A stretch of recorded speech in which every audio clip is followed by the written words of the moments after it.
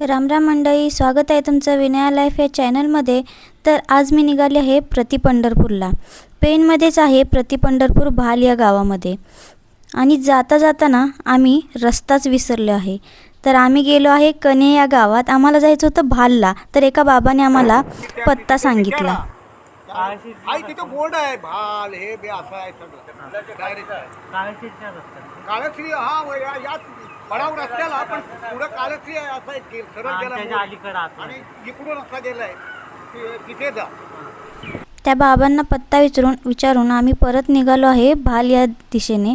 तर इथं तुम्हाला दिसत आहे भात शेतीची लागवण करताना एवढा सुंदर व्ह्यू होता ना। आज पहिल्यांदा असं वाटलं की मी खरंच कोकणात राहते।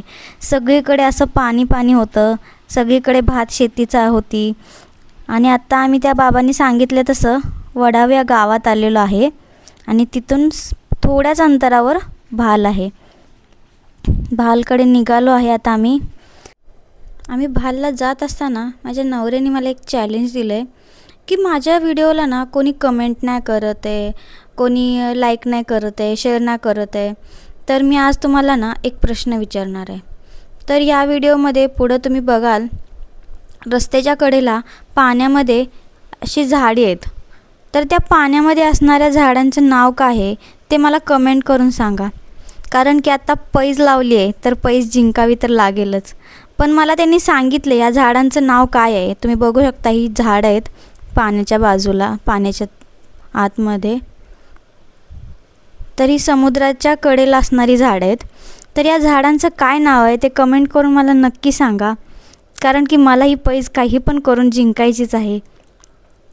असं करत करत बघा तुम्ही हे आम्ही निघालो आहे भालकडे।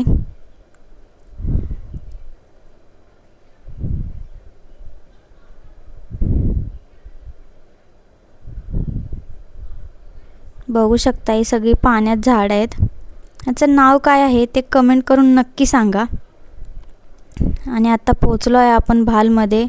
हे बघू शकताय तुम्ही पांडुरंगाच्या मंदिराचा सुंदर असा कळस दिसतो इथून।